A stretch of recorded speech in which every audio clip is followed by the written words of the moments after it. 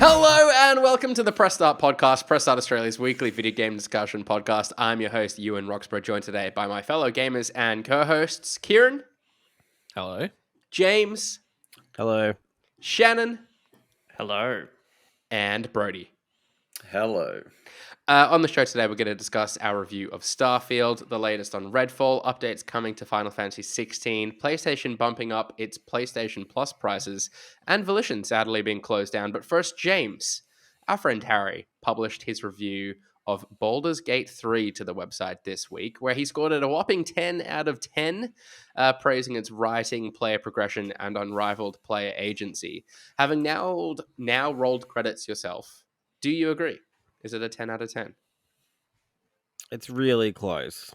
So no, you don't agree. Harry got it No, wrong. I feel like Black or white? that was a real setup. Yeah, like it's very good, very very very good. Definitely like top 5 for me. I think this year already. Awesome. And everyone obviously there's different experiences and stuff. Like my mate had a similar experience to me where the last act just so much went wrong, like from a glitch and you bug mean in terms of kind of perspective. Oh right, Yeah, okay. I thought you meant in terms of like your run. And no. I was so much went wrong the whole game in that aspect. But like in terms of the actual like game itself, like I just had characters disappear, characters forget what they were doing, and then I got to the end of a really tough battle and it just crashed. Like I had a really bad time in the third act, but overall, like that's still I've not really played anything like it, and it definitely just needs more people to play it, I guess. Yeah. I do really want to find time to play this game. Perhaps when it comes to PlayStation, and I can kind of get I think it is now. Yeah. Oh, is it out now already? Did I miss it? I think dropping? It's out if you've got like the special edition, but I think the other one's in a couple of days. Yeah, cool. Yeah. Yeah, I can see myself getting like a bit of a D&D group together, or like, and trying to play through it together. That might be a bit of a undertaking, but I do. I guess the only thing there is, in theory, it's such a big game. Like everyone together every time. Your progress is tough. Tied to your save, right? So you've all got to be online. I think together. So, but now you can put them in a cupboard apparently with the latest update, so they can like be saved. Like their progress can be saved separately or something. Oh, okay. So you just put them in the cupboard. So you could kind of go off and go on your own adventure and leave your friends stashed in the cupboard. Yeah. Okay. Yeah. It's it's a really good game. There's nothing like it, honestly, like in terms of the player choice and just being able to kill someone and it just changes the course of the game or whatever. Like that's a simple decision to make, but that is one of them. Like it's just really cool. Yeah. For sure. Well, if you're sort of reading all the dialogue out there at the moment, it certainly seems to be going toe-to-toe with Starfield, perhaps, for RPG of the year. But I am curious to see what Brody has to say on the matter. Brody, you reviewed Starfield and reviewed it, I'd say, more favorably than most, looking at the kind of gamut of review scores that were out there. So why did you give... Check the Metacritic, editorializing like Brody's review. It's like 4 points off the Metacritic average anyway, but... Am I saying anything that's inaccurate? I don't know. Just calling him the Xbox shill that he is. We'll just put it out there. I guess on averages, it's Brody. Not more favourable than most. But anyway, go on. I'm warning you now. The angle of this podcast is going to be why we gave Starfield a 9 out of 10 because that's why I reckon might get the clicks. That is the question I'm going to put to you now. Why did you give Starfield a 9 out of 10? I gave Starfield a 9 out of 10 because, well, look, it's. I feel like for me, in a lot of ways, it was a return to event gaming. Like it's been a while since I've had a game like this big, this high profile, and quite frankly, this big that I've justified sinking my time into, which has typically been fairly precious to me lately. I gravitate towards shorter games, so for me to, pump in 2 or 3 days into this thing in the long run probably speaks volumes in itself. But I don't know. I just think there's something special about a Bethesda Game Studio game. Warts and all, like obviously it's not perfect. We've seen a lot of discourse about, whether they overpromised and whether they've underdelivered, all this sort of stuff. But I just think in terms of what they do, if what you're after is pretty much the same thing they've always delivered in like Skyrim and Fallout, but in a space setting and a new IP, then I think this game definitely delivers that. Like it's got a lot of lore that obviously I'm still unpacking. Like I've seen probably barely a fraction of the game in even the time I've played. And it's probably the most polished game that they've put out. Obviously, again, not perfect. There are bugs, like there's visual bugs. I've seen a few things online that people have sort of encountered as far as like mission breaks and stuff like that I didn't experience at all in my time. Like literally the only issues I had were visual. So like I just think there's something special about a Bethesda game. It delivers on everything that you would want from a Skyrim or Fallout in space. It obviously expands upon their usual suite of gameplay options. Like you've still got probably the best combat they've put out. Like I've always found like Skyrim, Elder Scrolls, all that to be really clunky in terms of how they like handle combat. Yeah. Even Fallout, they needed VATS because that thing was clunky as hell. I feel like this is really tight. Like the shooting is pretty satisfying. I never like shied away from a combat situation at all.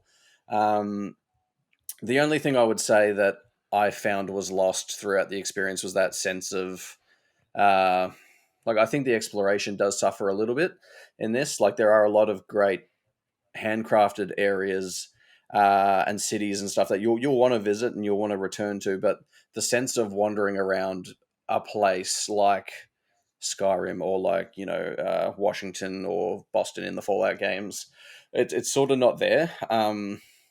Like I've been talking to Shannon a little bit about it, and like he said, like in Skyrim, for example, you could just like walk around for hours in that map and just stumble across things that were worth seeing and stuff like that. And that is still here, but it's spread so thin across so many locations that I feel like it's something special is lost there in that way. So I kind of get the impression that like rather than being a singular sort of open world, it's kind of that same scale, or if not like a larger scale, is rather just divided up into smaller hubs instead. Yeah. I think that's like true. A loading screen in between. And because there is so much procedural generation, like not all of it is worth seeing. Like truth be told, like like you'll go to planets that are generated, and while you might stumble across some cool things, like all in all, it's mainly the curated areas that have the real worthwhile content from what I've experienced so far.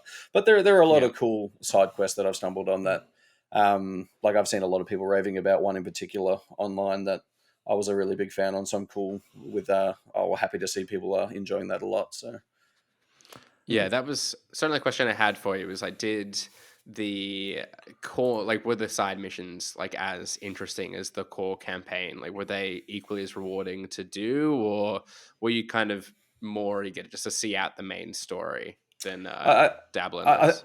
The way I played the game, like I wouldn't recommend anyone do, obviously, like due to trying to not knowing what the game was going into it and wanting to like put out a review where I could roll credits. Like I sort of did mainline the story, which is not how I would usually play a game like this, and it's not how I'd recommend anyone play the game. But like I said, in my experience, like the main quest has a lot of cool stuff. Like they've effectively got Bethesda's attempt at like cracking the slab by like from Dishonored. Like there's like a real cool like timey-wimey, jumpy-wumpy sort of a mission that's really cool. And sick. Yeah, and there is some cool side stuff. Like there's a mission called the Mantis or Lair of the Mantis that as soon as you stumble across it, if you're able to do it, definitely go do it. It's really cool. But yeah, like even all like the faction stuff, like a lot of it seems like really thought out, and like all the quest lines are really cool, as they always have been. Like with Skyrim, I always loved like the I can't remember what the Dark Brotherhood. I always liked those quest lines and stuff like that. Yeah. And there's a lot of vibes about like I haven't seen them all through yet, so obviously I'm sort of speculating that they'll deliver. But I've heard a lot of people raving about the faction quest line. So that said, I do think the main quest line is cool. Like they do a lot of good stuff establishing the lore of this universe. Obviously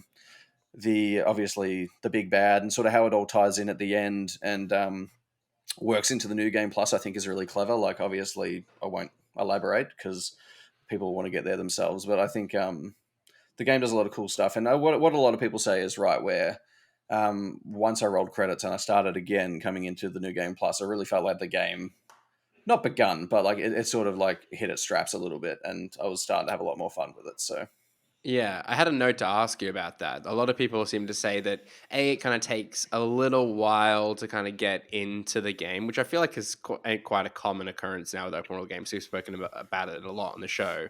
But then, yeah, that post game experience really kind of hits home too. But it sounds like that's kind of the less said about that, the better. Is that your sort of attitude on it? I'm not too sure that I agree with the fact that the game is slow, like it's slow to start. Like, Okay. I don't think so either.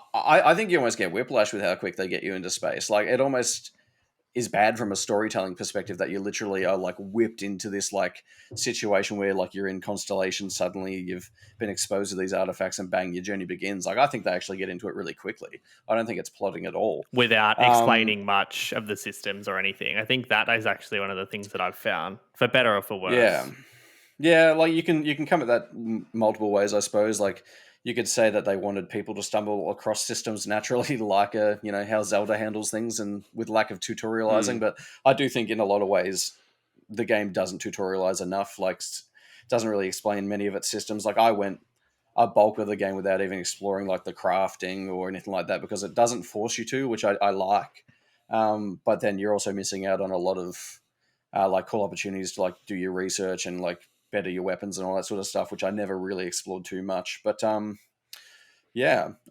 think the game could have done a little bit better in explaining those things. But all in all, I don't think it's necessarily to the detriment of it. Yeah, cool. I think you've addressed a lot of the concerns, not so much concerns, I suppose, but questions I had in the lead up to the release of this game. I'm excited to get my hands on it. It'll be out today, as of people listening to this podcast. Perhaps they're playing it and listening to the show all at once. I'll be playing it after we finish this. So, Shannon, Video Game Chronicle, amongst others, reported that the premium edition upgrade of Starfield topped the Xbox Store's best-selling list in this past week. The upgrade allowed Game Pass subscribers to play the game early at an additional fee to their subscription. What does this reveal, do you think, about Xbox's strategy surrounding Game Pass? Do you expect that we'll see more of this style of release?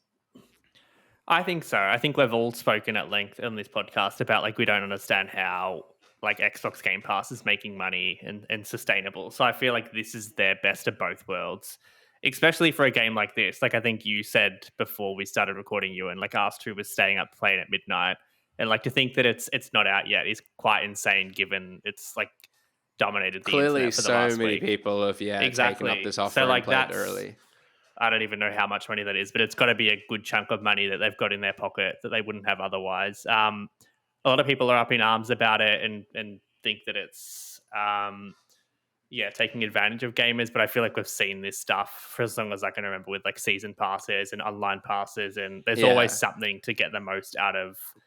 Realistically, it's not much different with what EA's been doing with like Champions Edition. Yeah, early access is not a new concept at all. And it's not for Xbox either. I think it's just there's a spotlight on this because a lot of people want to be playing it, and there is so much discourse online that like you've got FOMO not playing it. So clearly it works. Like it works. If people want to pay, they do. If not, it's on Game Pass. Like it's a little, I get why it is a little bit different. If like you're playing it on Game Pass just with a subscription, like that, there's a big difference to that to paying for it. But you're also getting like the expansion and other things. And I think it's worth it if you want to be able to sink time into the weekend. Like, just pay it. I forgot that tidbit. That is a major sort of selling point. Is you get the expansion, the first DLC included as well. And it was seamless. Like, you didn't have to buy the game. Like, it's better than having to outlay $120 or Game Pass. Like, at least it's somewhere in the middle. I think if that keeps Game Pass alive and keeps them doing that good thing, then I think I don't have an issue with it personally. Yeah. Well, we'll talk a little bit more about people bumping up prices a little later in the show. But Kieran, sticking with Starfield for the moment, it hit more than 230,000 concurrent players on Steam in its first 2 hours of early access. So clearly, to the earlier point, a lot of people are taking them up on this offer. How successful do you expect this game to be for Bethesda? And maybe in comparison, some of their other releases as well?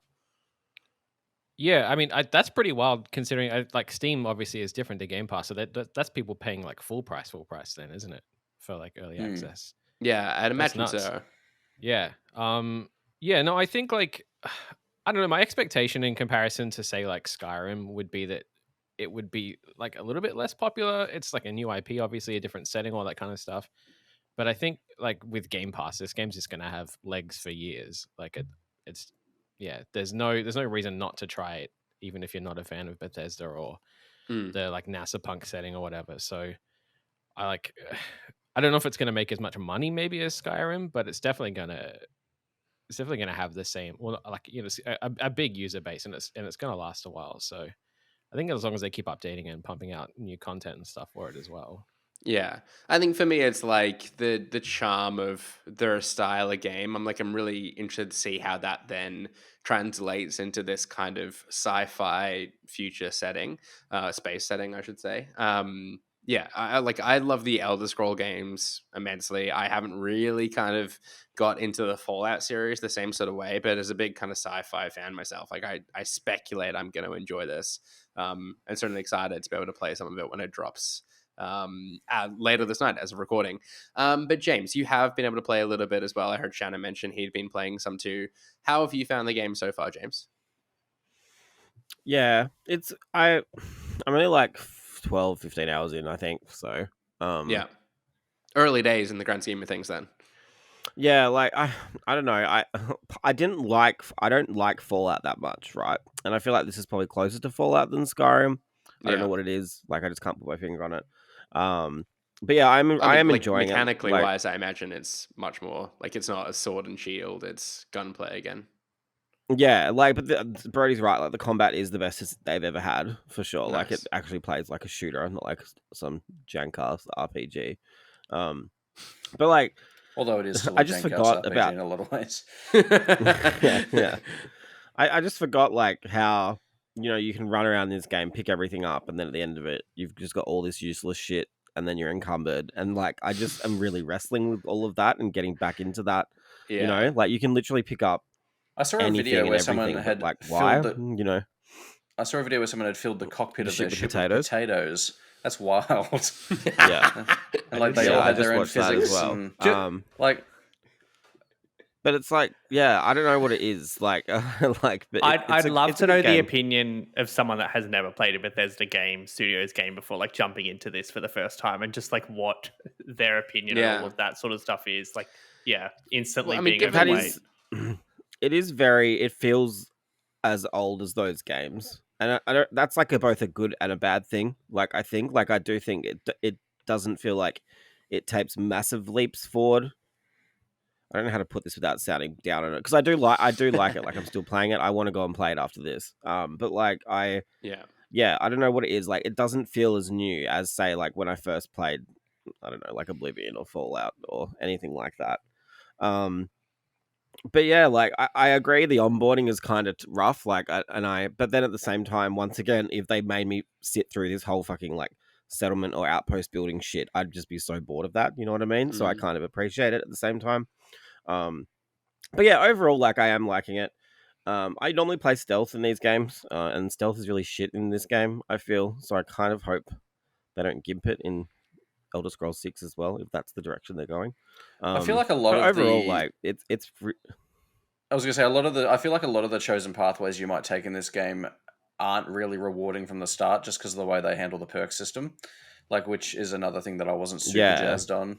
Like, I feel like they could have done that a little better. So I feel like once you hit, like, I've heard from a lot of people, it's one of those games where, like, if you pick a certain playstyle and you stick with it and you sort of level in on those perks at the start, then like buy, New Game Plus and stuff, then you're really going to be set up for what you want to do. But it's not one of those games where you can sort of like pump a handful of points into each discipline. Like, you just won't have a great time with it. So anyway, yeah. Yeah, I've heard as well, anecdotally, that like the kind of more you hone in on like one particular character type and kind of embrace the role playing element of it wholeheartedly, and even kind of like getting into the psyche of your character a little bit, like that's kind of where you find the connection with the game. So maybe I'll be a space pirate and fully embrace that character. Sounds fire. I think overall for me is I just don't know how I'm meant to be playing it. Do you know what I don't know how to. Like, am I meant to be jumping from like system to system? Like, am I meant to? It's like almost like too. It's almost like too big. Well, what's your advice then, Brody? No, like, I know what he'll say. maybe. No, well, I mean, James is like, I know the answer. No. I think that's part of the Do you know beauty of it. Is like you can sort of do what you want. Like you can go off and play it like No Man's Yeah. Sky and farm resources and stuff like that, or you can just do what you want to do and like be a space pirate. Like you can sort of do anything, and it's both liberating but also quite restricting if you have like paralysis of choice. So yeah, I mean, you just need to work yourself out. And I think see what that's a you good wanna way to put it. Yeah, it is like proper decision paralysis. Like I just started going to all the temples today just because I could. And that's what I had to do, like mainlining I didn't the feel like story. I was moving forward. Yeah, like, and just like mainlining the temples wasn't rewarding at all, like because it's sort of very samey. But yeah. All right. Well, we do have plenty more that we want to talk about today, but do go and check out Brody's full review of Starfield over on the website. And yeah, I'm looking forward to getting stuck into myself. I'm sure we'll talk about it more as we all get to spend more time with it. But sticking with Bethesda, Pete Hines spoke to GameIndustry.biz in the week, saying that Arcane would continue working on Redfall and that, quote, they don't quit or abandon stuff just because it didn't start right. He added that Redfall didn't get the start that we wanted, but it's still a fun game and we're going to keep working on it. We're going to do 60 frames per second. There will be people 10 years from now who are going to join Game Pass and Redfall will be there. Brody, coming back to you, seeing as you reviewed Redfall earlier this year, giving it a 6.5 out of 10, how salvageable do you think the game might be? I think that was pretty on par, that score. I can't remember. Seeing a pattern.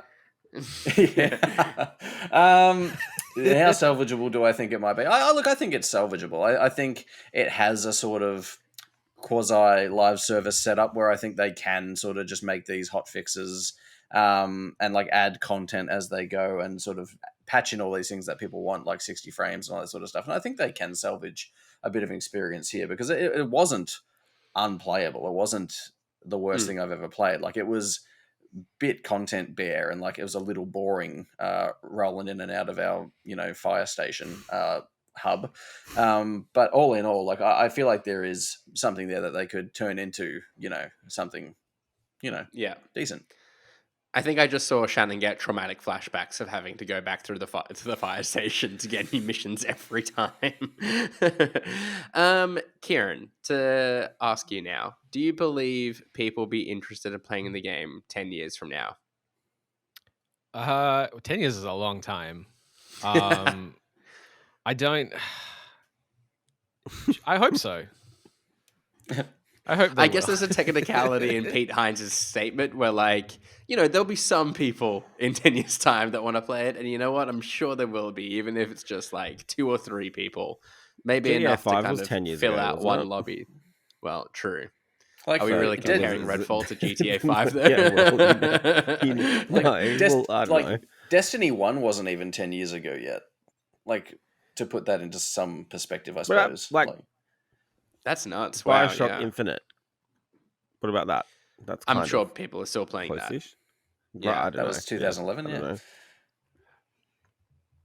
I think 13. I don't know. Kieran, to fire a different question your way then. What do you think is a reasonable amount of time and effort to put into spent salvaging a game that's had a poor reception at launch? When do they cut their losses over at Arcane? I guess when they're done with it. Like I feel like if you put out a game and people aren't playing it, but you believe it's still got something, and you've put that time, that sweat into it, and you've got a service like Game Pass to fall back on, where you know that there's always going to be an audience hungry for more. Like I don't see why they wouldn't give it a good go still, and put the time to try and turn it around. But yeah, I agree. And like, whilst there's some like clear things that you can fix that people have complained about, like the 60 FPS sort of thing, I would really love them to fix the kind of progression and like the way that it handles like player save data and stuff. Like having to play 4 hours with Brody as part of his review and then launch into my own game and restart. Sorry, I mean like having to restart, not having to play with you, Brody. Having to restart was like so frustrating. And just like this kind of day and age with like these cooperative experiences, I kind of expect it to be a little bit better than that. Baldur's Gate being an exception, I guess, given like what it's trying to do with a campaign structure and stuff. But yeah, that like if you can kind of fix those kind of clear gripes that people have, and that's not enough to then bring people back in, and it's clear like the amount of work still required is going to be significantly more, that's problematic. I do fear that in the case of Redfall, it seemed to be there was like design decisions made that held that game back, and those are very hard to undo and rectify. So yeah, maybe that's a case where you cut your losses. But Shannon, do you see yourself going back to Redfall at any stage, going back to that fire station? Not unless we're all jumping on for another reason to help Brody give a 9 out of 10 out of the box. Boosting achievements. I don't know. I was fun. Like I liked it, but yeah, I don't know how I feel about them like committing to these games if it's just not there to begin with. Like it'd be a lot of work to give this a longer shelf life. But no, I don't think so. I think with Game Pass though, they need to kind of make sure that back catalog is there and good. Like, yeah. You can't just pretend. I know, but like Halo, you can't compare like Halo and this. Like Halo Infinite is the game in support for 10 years, where Redfall, like it was just bad to begin with. Yeah, and to be fair, like it's been done. Like Sea of Thieves, like really came good over time. Even like and Fallout like 76 is Rainbow Six Siege had a really shit start. Yeah, and like look at that now. Like I still feel like Redfall is a peg below those, to be honest. Yeah, like it is, but and it's a shame to take up that studio. People were really down on 76 at launch. Its scope and breadth, though, like for Redfall, is so tiny compared to those other games, so it should be easier to fix. Like I feel like maybe, but I don't know. Yeah, that's a good point. Anyhow, it's not just games that don't have a strong launch. They get updates, though. Of course, games that launch strong get added content as well, and that was indeed the case with Final Fantasy 16. I completed Final Fantasy 16 in the time it took you to do that segue. The game got a free update this week, just in the last couple of days, featuring different outfits and weapon skins. But more interestingly, 2 installments of paid DLC were announced alongside a PC version of the game being in development. Kieran, you and I have been talking about Final Fantasy 16 this week because I'm absolutely loving the soundtrack as I continue my playthrough of the game. Yes. But details on this DLC are scarce at the moment. What would you like to see added to the game? I mean, there's a couple, like there's at least one big thing I would like to see them add in or explore, which they don't in the game, but I don't. It might be a bit spoilery to talk about it. Not like super spoilery, but like there's something missing from like the main sort of. Anyway, I won't. Yeah, no, I'm trying to like. You just want another icon. I want another icon. I want more icons. But also like a different playable character would be cool for them to like section off someone and have you just kind of like go off on their adventure for a bit. After 50, 60 hours of playing as Clive and no one else. Yeah, they could put Jill in the game. That would be nice. Just have Jill as a character. Yeah, like presence from her at all. I think, because of the, like, without going into spoilers of it, like, there's obviously that time jump at the start of the game. Like, if they could kind of fill that with, a bit of character exploration, maybe it's around Jill as a character as well. Like, there's heaps they could do there for sure. Yeah. Or, like, even kind of Sid as well, like, kind of his... coming to being kind of starting off like the rebellion movement and stuff like that'd be really cool. I don't know what the correct terminology for these things are. You can tell I'm really paying attention to all the lore. But I feel like there's been so much world building and so many kind of characters that you meet kind of, halfway through or like at the tail end of their story that it'd be nice to kind of see some further exploration into their characters. So definitely. There's tons they could do with it. It's a really cool world they've made with this game. But cool. Eager to see what happens there with Final Fantasy 16. Less enthused, though, with what PlayStation are up to at the moment. They've announced the prices of their subscription service are increasing as of today, once this episode drops. The PlayStation Plus Essential 12-month subscription. So this is the one that you are required to have to play online. And you get the kind of free games each month, but mostly the online play element that people would subscribe to it for. That is going up from $79.95 to $95.95. So 90 from $80 to 96. PlayStation Plus Extra is going from $135 to $170, and the PlayStation Plus Deluxe is going from $155 to $197. So not inconsiderable price jumps. Shannon, what was your reaction to seeing this news? Yeah, I was pretty shocked, but then I looked at everything, and I think I was waiting for James's eye roll. I think the essential bump and price isn't bad. Like, it's in line with Xbox Live. I think I can't think of a streaming service that hasn't had some bump. I think it looks worse because you can only buy it as a 12-month pack, or they only put up that. So if you're talking $2 a month versus a $20 increase, like, it sounds worse. So I don't think it's bad in the sense that, like, we don't want to be paying more for this crap, and we shouldn't be paying for online, period. But that's too far gone at this point. I think the other two, are just insane. Like, I have never subscribed to either of those, like, after the 30 or 60 days they put in initially. Like, I have no reason to. Can't see why many people would have a reason to. So to think that they've put those up is insane to me. Like, I think there was already enough buffer between essential and those, so what they are. But I understand the first one, and I think they're going to get enough money from that to then offset not putting up the other two, because that just seems ridiculous to me. Yeah, I think I'm a little annoyed that looking at this percentage-wise, it is a 20% increase, which is a sizable jump. And yes, I know, like, inflation's a thing at the moment. Obviously, like, other people putting up the prices, I can't see inflation, like, really impacting the rollout of this service, truth be told. But 20%, like, that is a serious bump. I find that a little hard to justify, personally, especially for something that's like, online play is such an essential part of gaming this day and age. To have to fork out $100 a year nearly for that, it's like that's considering the console's only $500 in the first place, you're gonna pay over more the value of the console throughout its lifetime.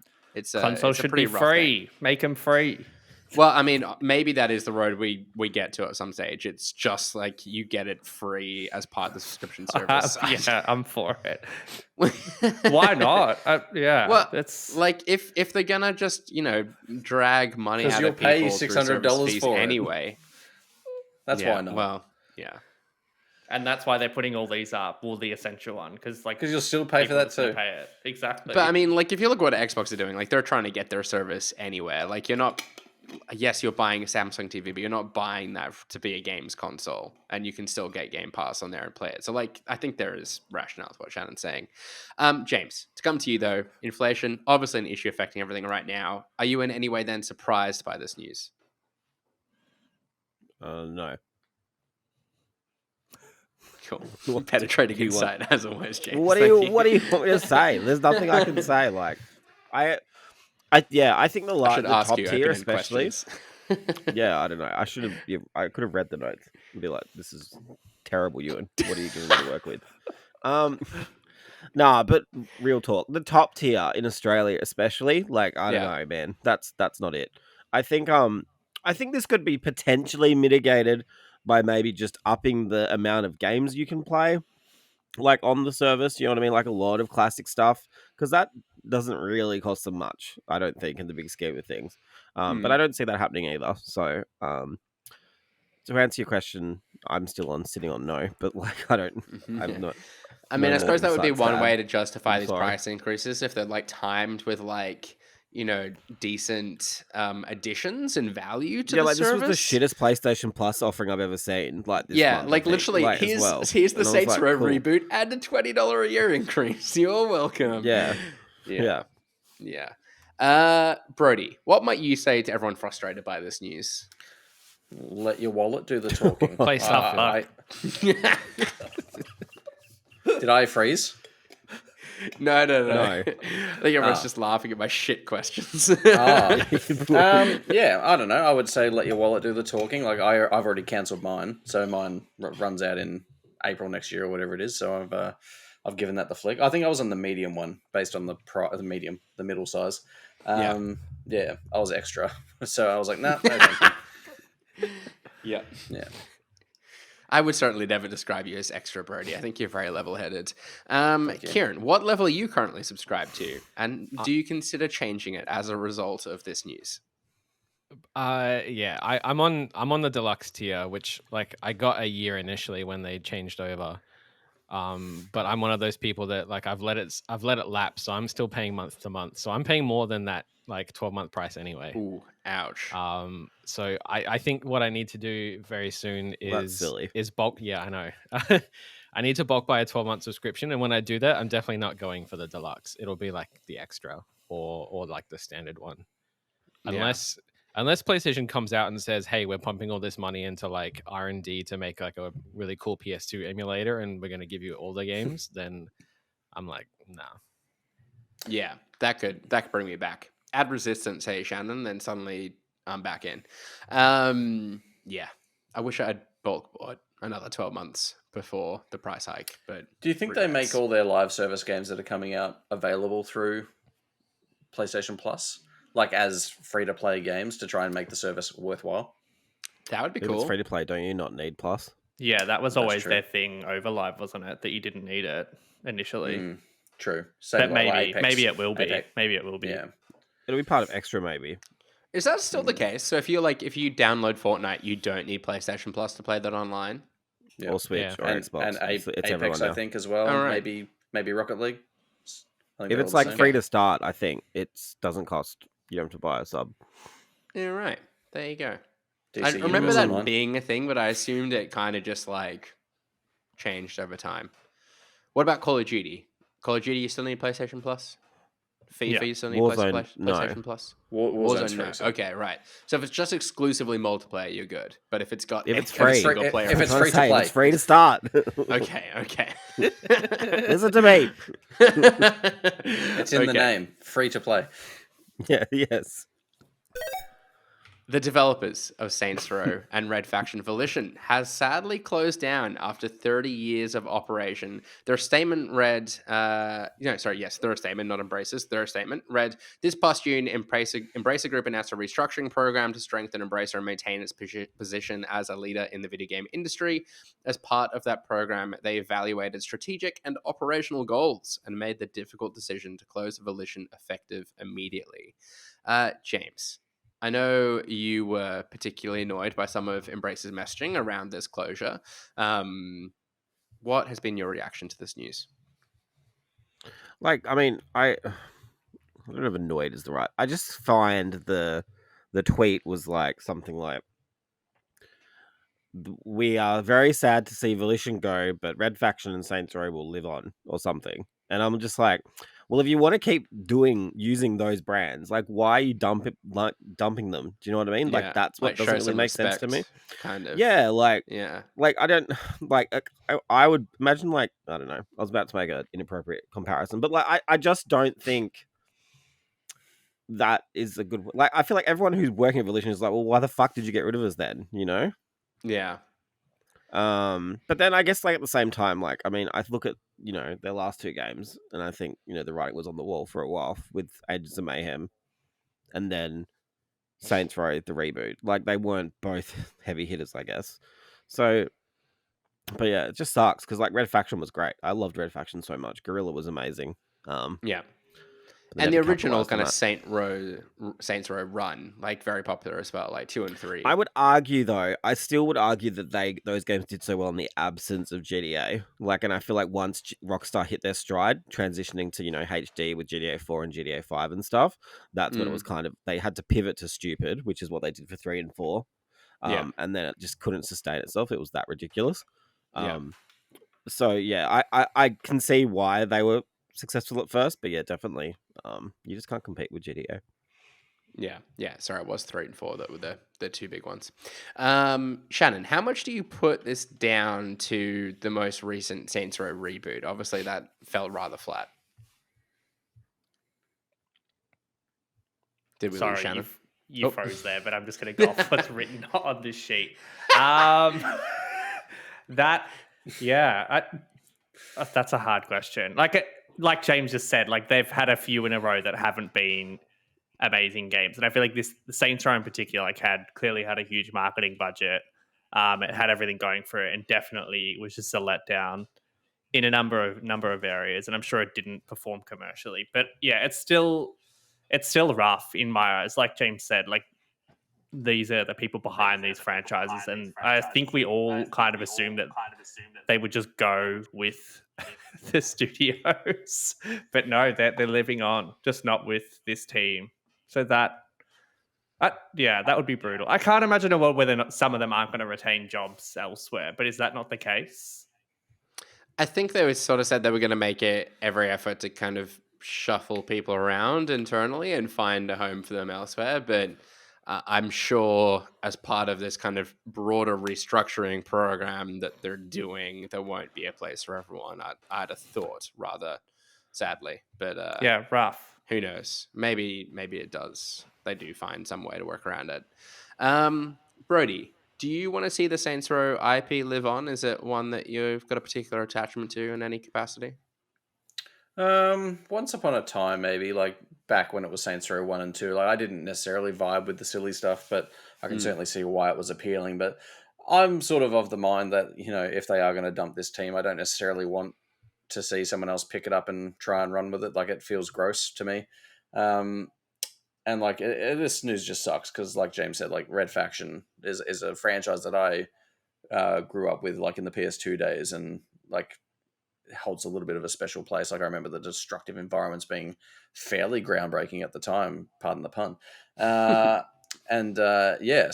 to see that sort of go away just like that, 30 years of history, because Embracer can't manage their shit, seems unfortunate, obviously, to say the least. Yeah. Kieran, what about yourself? Red Faction, Saints Row, have you got an attachment to either of them? Would you like to see another studio pick them up? Yeah, I'm kind of in the same mind. Like, I really liked the Red Faction games, especially Armageddon, and like the early Saints Row. But I think the reboot, the Saints Row reboot, kind of just proved that there's nothing left in that idea. They just need to, world just needs to forget about that series now. Unfortunately, laying down very somber. He's called it. It's done. I'm fairly sure I'm on the record as well, like not having any interest in Saints Row, like the kind of crassness and crudity of that series. Like we've got Rocket City now, baby. Never really spoke to But it me. also, like, it was so over the top, and that's what it had going for it. And then this latest one was kind of not that, but not as good as Grand Theft Auto. So I don't know. They just went away from what it was, and it didn't work. Yeah. All the same, it's obviously sad to see a studio, particularly with so much kind of history within the industry, being shuttered. And hopefully everyone kind of lands on their feet that's affected by the closure. I mentioned earlier in the show, though, loving the Final Fantasy 16 soundtrack, which prompted me to ask for today's rapid fire question. What is your favorite video game soundtrack of all time? And Kieran, seeing as you and I were talking about it this week, let me start with you. What... You okay, Brody? I was just laughing at like Kieran's expression, like he was like searching for an answer. He's just like, I did hear him like clacking on his keyboard earlier, so maybe he saw this question coming up in the notes. And he's like, I better do some research. No. Do you have an answer, Kieran? I don't have an answer, not because I need to do research, but because there are too many. I think probably Chrono Cross on the PS1 is a soundtrack that like stands out to me as like an easy pick. But also Sea of Stars, which I haven't experienced the full soundtrack yet, but like if you're talking about recent memory, definitely that. Brody, I saw you nod along there. Sea of Stars, yours? Not. I'll give you 3 because it's too hard to narrow it down. So sure. All-time history, let's say Banjo-Kazooie. More recently, Ori and the Will of the Wisps. And playing right now, Sea of Stars is a bop. So, yeah. I kind of like that format. What about yourself, James? I'm gonna not like I can say every Resident Evil game, but realistically, though, the first Mass Effect, there's literally nothing like it. It is the synthiest of synths, and like Vigil, especially the best track ever in like any game. It's so fucking good, you can't beat it. Anyone? Sorry. But Okay, yeah, then. can we go? We'll go. Real That's mighty I thought he was moment going to follow there, the okay? I know I asked this question, but it's a tough one for me as well. Definitely have a soft spot for like the synthy sort of stuff, like Hotline Miami soundtrack, banging. I love Ghost Runner soundtrack too, and Neon White more recently as well. Really like that too. But kind of more like orchestral side of things. If I'm gonna do a two sort of format, I guess. Halo holds a really soft spot in my mind. I didn't know if like a cat had broken into your shed or what was happening. A possum. That showed up really pixelated on my end. What was the vinyl? I had visual aids. It's Death's Door. Oh, Death's Door. Nice. yeah. Yeah. That is a good one. Great soundtrack. Well worth the purchase. It's in plastic still. Way that goes. Just threw it across the room. Yeah, I was saying, but the more orchestral ones, Halo holds a soft spot in my mind, and The Last of Us, obviously, when the path kicks in and those final credits reduce me to tears. And then Shannon, finally, your favorite soundtrack if I'm of all like time? thinking, The Last of Us is a good one. I wasn't going to say that, but if I'm thinking of like soundtracks I've actually listened to, like in my house, like Which Ape Escape? Yeah, Ape Escape. No, Skyrim. I would say like is a really good soundtrack. Yeah. But if I'm thinking like games that like the soundtrack are instantly recognizable and stuck in my head, like Yoshi's Island has one of the most memorable and just incredible soundtracks for a Nintendo game. The theme and just everything about that is just amazing. Yeah. Nice mix. I would also just like to quickly throw in Silent Hill 2, but I can't. Yeah, like because I forgot about. I feel like that needs to be paid service, but I don't listen to that by myself because like if someone were to That would be worrying. walk into the room, Yeah, that's and the they're thing. like, "What are you listening to?" And I'm just like, "I'm just a serial killer now." Yeah, like I'm not listening to these soundtracks. Like Ghost Runner and Hotline Miami, yes, I have put those songs like into playlists. But I'm not like God of War's soundtrack is phenomenal too, but I'm not just sitting in my bedroom at night listening to that. That might be a bit of a weird Mass existence Effect, if I did. Like Vigil is so good, man. Like Just such the a good lights track. off and just like Yeah. for like 2 hours. All right, now it's time for What the Wiki, the Pressed Up podcast game show where the previous week's winner reads part of a Wikipedia page for an unknown game, and we, the contestants, must guess the game. A point is awarded for each correct guess, and the winner is revealed after some person scores 2 points. I've messed up that sentence. But yes, you're the first to score 2 points. You conclude the round, and you're the winner for the day. But I am, apparently. Look, when you've been speaking for 47 minutes straight, it all starts to fall apart. Brody, you're currently in the lead on 23 points. James just behind on 22 points. Shannon and Kieran, you're tied in third place on 20 points each. I'm in fourth with 19 points. Harry on 1 point, and James W. nil point. And Kieran, as last week's winner, you are in the hosting chair today. It's really tight, isn't it? So tight. I don't like how determined James looks. Yeah, he's let you have this lead for long enough. Sitting here. I thought that oof from Shannon was directed at me when you said that I was hosting, and Shannon was like, oof. I'm keen for that. James, next week I want to see you kind of like rock up with like a sweatband on, like ready to go. No need, he'll be hosting. Or maybe, yeah. I'm ready. All right. Clean sweep. I apologize if this is a mess because I forgot that I was doing this until Ewan reminded me right before we started recording. First one. This game is a 2004 science fiction action adventure stealth video game developed by Free Radical Design and published by Codemasters. Shannon. Players assume control. Yeah. Time Splitters 2. It is not Time Splitters 2. James. James?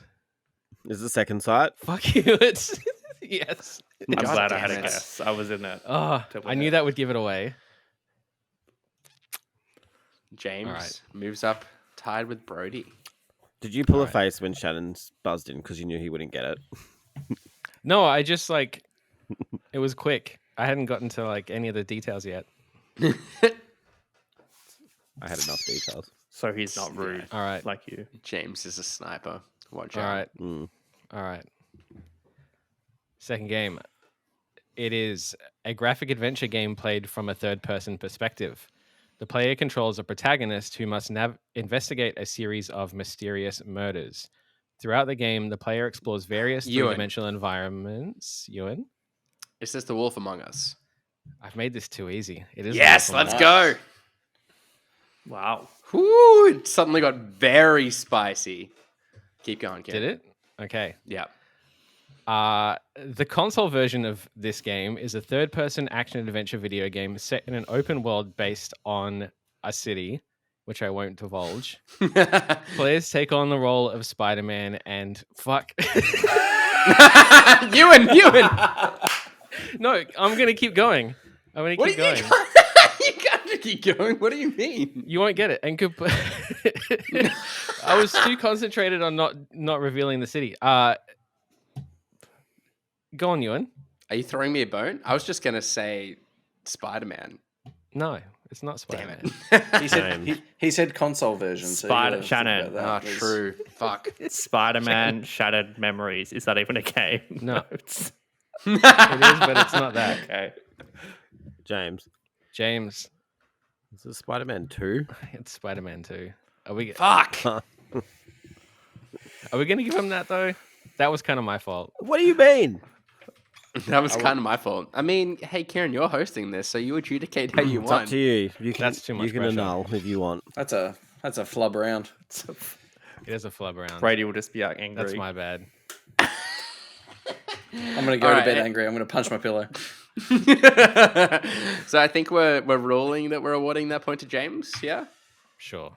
All right, cool. So that leaves the scoring. James leapfrogs over Brody up into first place on 24 athletic. points. Yeah. And with the 1 point I managed to scrape out of it, I bumped back up into third place, tied with Shannon and Kieran on 20 points. Massive. Yeah. Got spicy. We love. And with that, let's bring an end to what was this week's episode of the Press Start podcast. Subscribe to us on Listener or the podcast service of your choice. Follow us at press.au and visit the site at pressstart.com.au. We've been joined today by Shannon.